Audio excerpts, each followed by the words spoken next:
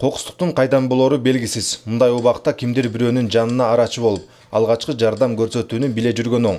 Өзгөчө энергетика тармагында коопсуздук арубак бар. Мындай кырдаалда жардам көрсөтүү тартиби менен мында жумушка кабыл алган ар бир кызматкер таанышып, практик жүзүндө тогуруп жансыз жаткан адам кээ бирине жан киргизүү окуусунан өтүшөт.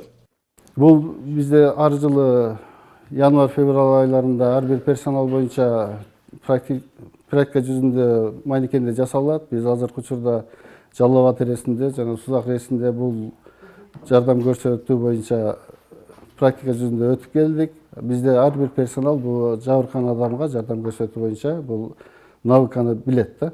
Түшүнүксүз абалда адамды электр тогу тартып кетип, адам өзүн жоготуп койду. Айланадагылар болсо эс-мас абалда. Андан калса биринчи жардам жөнүндөгү түшүнүктөрү жок. Ушул учурда электронун иш билги кызматкерлери аракетке өтүшөт.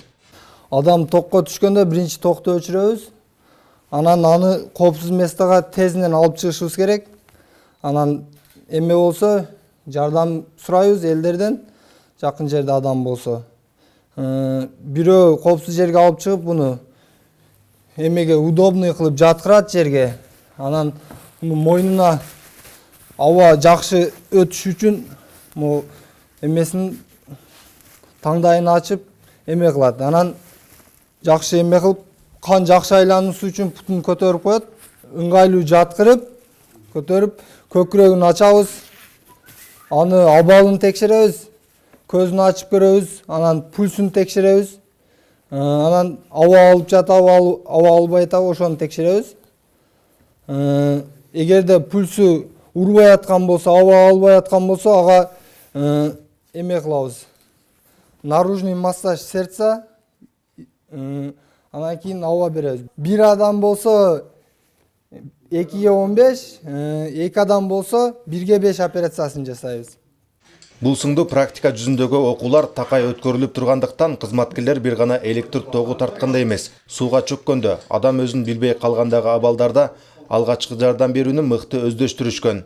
Биринчи жардам кантип көрсөтүү боюнча биз биринчи жумушка орношкондо биринчи экзамендер болот, ар түрдүү ошол жумуш тууралуу. Ошонун үстүндө бизде атайын биринчи жардам көрсөтүү атайын окуу борбору бар бул жерде. Ошолдон экзаменден практика жүзүндө өтүп ушул биринчи жардам көрсөтүүнү үйрөнүп келебиз. Муну жылына 2 жолу ар 6 айда экзамен тапшырабыз. Бул иш чара жүзүндө Жалал Абад электро ачык акционердик коомунун техникалык коопсуздук жана ишенимдүүлүк кызматынын ар дайымкы аракети жана окуулары мындагылардын бир гана тармакта эмес, ар тараптуу билим алуу мүмкүнчүлүгүн да кеңейтет.